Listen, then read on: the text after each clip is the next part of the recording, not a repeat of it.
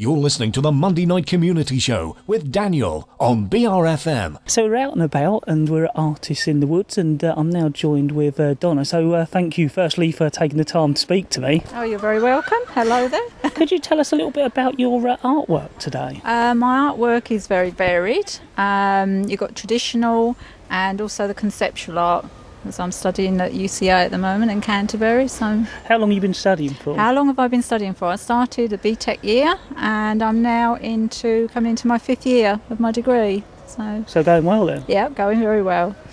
So I noticed a lot of your work sort of is nature stuff and trees. What sort of influences you to do that? The nature, the trees, it's always influenced me from a young age. All nature, wildlife.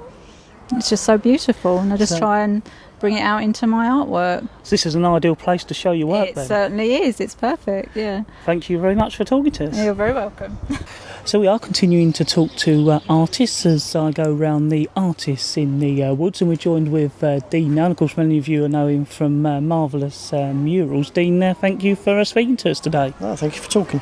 Well, if you could give our listeners a kind of introduction into your work firstly, that would be great.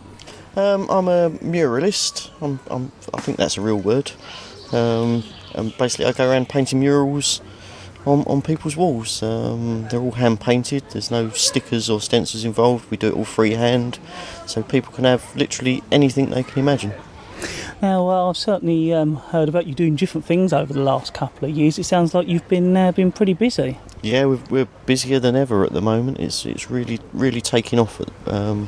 We're travelling all over the country doing some big walls. But I'm looking forward to doing some big walls around the town in the next couple of months. So what have you been working on currently, or just finished? Oh, we've just finished doing a big community centre in London. We're doing a school next week, which is in Birmingham. A big outside wall on a school there. And then in 2 weeks' time we're doing art in the park, which is in Milton Creek. So. Well, Dean, thank you very much for talking to us. Thank you. So we're now joined with Paul at Artists in the Woods. So I'm steadily going around and catching up with some of the artists. So Paul, I was wondering if you could tell us a little bit about your work today. Well, my work is actually from my website. It's called www.greyhoundbob.com. I started it last month. It's been in the making for a year. I bought a retired greyhound from the local trust, and all the artwork that's actually on the site and on the cups and mugs and things that I sell are about the silly things that greyhound traits, and especially the ones that my greyhound does in everyday situations. And what I've done, I've translated that onto mugs, cups, magnets, all sorts of different things that you can see on the website, and a percentage of the sales go to the Retirement Greyhound Trust to hopefully rehome some more greyhounds. Well, Paula, thank you very much. Thank you. So we're out and about at Artists in the Woods, and I'm continuing to walk around and meet some of the artists with their work on show. We're now joined with Jo. Jo, firstly, thank you very much for speaking to me. No problem at all, Dan. It's really nice to be able to do this. Yeah, I wasn't expecting it. So, well, I was wondering if you could start off by telling our listeners a bit about your work.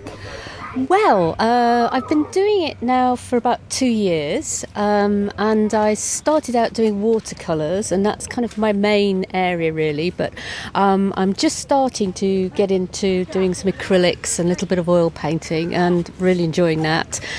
And I've also just finished a pre-foundation course in art, and I've got a chance there to do a little bit more on collaging, mixed media, that type of thing. So it's really getting exciting now.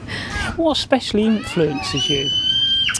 I think the natural environment. I mean, where I live on Sheppey, I live in Warden Bay, and it's just absolutely beautiful there. I get the most amazing sunsets and sunrises, and there's so much to paint there. It's endless, really. Well, Jo, thank you very much. Okay, no problem, thank you. So we are out and about at Artists in the Woods, and I've now caught up with Sue Pito. Sue, it's great to have the opportunity to catch up with you here. Oh, Daniel, thank you. It's been amazing today. It's 2:30, 2:45, and we're just having such a fantastic day. It's like loads of people, the weather's beautiful, there's a beer tent here and I haven't got to it yet, and it's just like, sorry, I'm very excited. So it's fantastic weather as well. As I said, everything this year has been beautiful. Unfortunately, last year it did rain a bit, but it didn't really stop people having a nice time. But today, it's just adorable here. The light here is fantastic, the atmosphere, and just having the weather on our side has made, there's loads of people. It's just lovely. Now, listeners can't see you, obviously, but I was wondering if you could explain your outfit for us. Right, as you know, I work for a company called Litter Angels, and today I'm a litter angel. I have a lovely, beautiful skirt made of carrier bags. Shall I tell you a bit about carrier that'd bags? be good. Right, I have a skirt that's made of 80 carrier bags, and apparently in the UK, 248 carrier bags are thrown away every second. So that's what my skirt was for. It's beautiful though. Can you hear it? Yeah, definitely. I have black wings on because fairies now are very sad and their wings are dying, but they're covered in plastic. And I have a headdress on which is made of plastic bottles and carrier bags, because the thinking is that if you're in the woods, all the fairies and the pixies, they can't have real clothes made of leaves and flowers anymore because there's so much rubbish in the woods. So we're hoping that people here will today just take home a little bit of a message. We're having loads and loads of fun, but there is a message behind it all. This is a beautiful space. Please don't litter your countryside. We live in the most adorable county, and Kent is wonderful, and it's about promoting these sort of beautiful green spaces that we have. It's certainly amazing how many artists and performers and people have been involved today. This year, I want to thank everybody. I might not, I will. We're going to sort of have a celebration afterwards, but it's just been lovely. We have 33 professional artists here today, probably even more. And next year, we've got already taken some bookings for next year.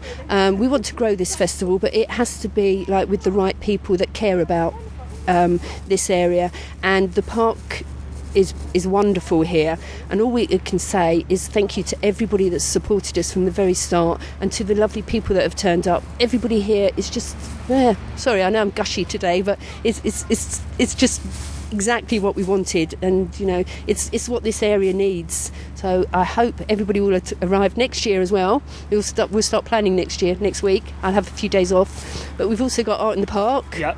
That we're all going to be there, and most of us, the artists here, will be there as well, as visitors or showing, because I understand you're going there, Daniel? Yes, I should be there. So that would be fantastic. And just thank you everybody. I haven't had a chance to see everybody here, but I've had really good feedback from my visitors. I've been making lots of friends with twigs today, so I'm very happy. I've made over 70, so it's like Amazing. I know, we're running out of materials, and that's really worrying me, so I might have to rip up my dress soon. So thank you very much as always. All right, thanks Daniel.